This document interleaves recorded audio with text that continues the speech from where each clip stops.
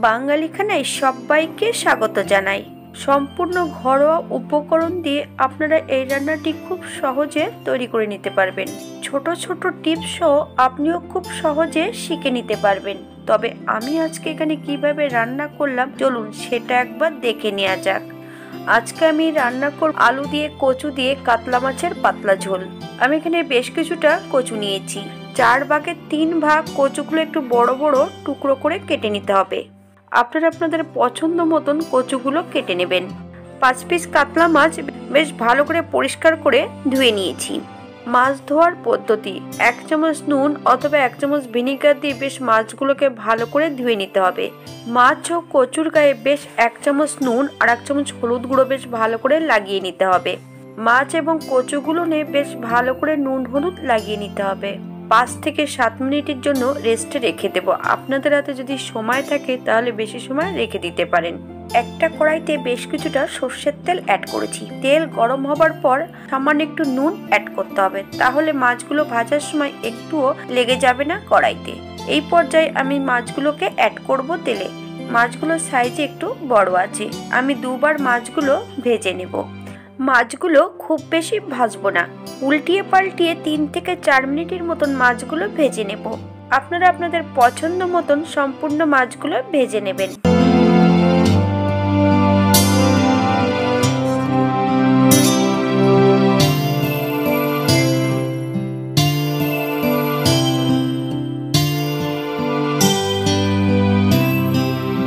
এই পর্যায়ে আমি তেল থেকে সম্পূর্ণ মাছগুলো তুলে নেব। দ্বিতীয়বার একই পদ্ধতিতে সম্পূর্ণ মাছগুলো আবারও আমি ভেজে নেব।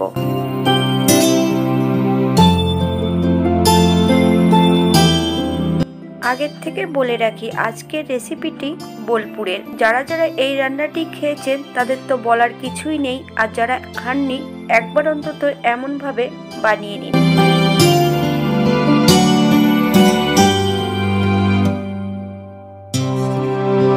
এই পর্যায়ে আমি সম্পূর্ণ মাছগুলো ভেজে নিয়েছি। একই তেলে আমি কচুগুলোও ভেজে নেব। আমি এখানে একটা আলু অ্যাড করেছি। আপনারা যদি পছন্দ করেন তাহলে আলুর পরিমাণটা বাড়িয়ে দিতে পারেন। প্রথমে আমি কচুগুলোকে হাই ফ্লেমে 5 মিনিটের জন্য ভাজবো। মিডিয়াম আঁচে আরো 5 থেকে 7 মিনিটের মতন ভেজে নেব, যাতে কচুগুলো 80% মতন ভাজা হয়। তবে আপনারা আপনাদের পছন্দ মতন কচুগুলো ভেজে নেবেন।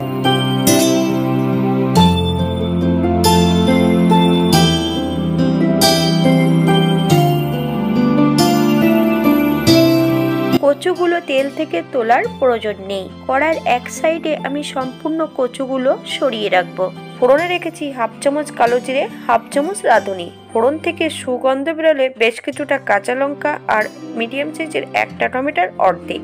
আপনারা যদি পছন্দ করেন তাহলে লঙ্কার পরিমাণটা এবং টমেটোর পরিমাণটা বাড়িয়ে দিতে পারেন।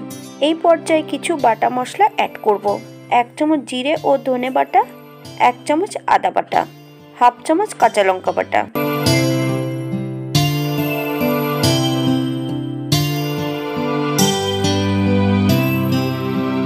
বাটা মশলা যদি একটু সর্ষের তেল মাখিয়ে রাখা হয় তাহলে 2 থেকে 3 দিন বেশ ভালো থাকে।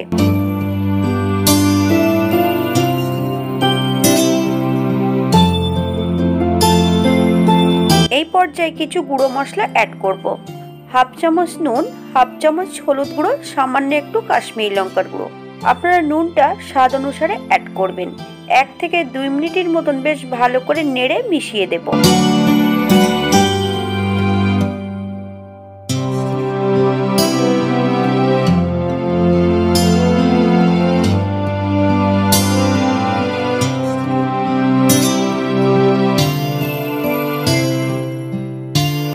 আমি এই পর্যায়ে সামান্য একটু চিনি অ্যাড করেছি।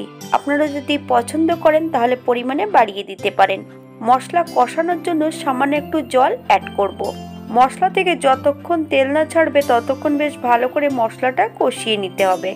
মশলা থেকে তেল ছেড়ে দিয়েছে। এই পর্যায়ে আমি সম্পূর্ণ মাছগুলো অ্যাড করব।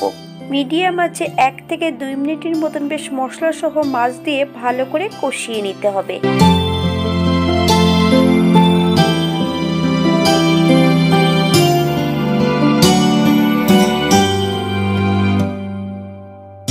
আমি এখানে 2 কাপের মতন ফুটান্ত গরম জল অ্যাড করেছি।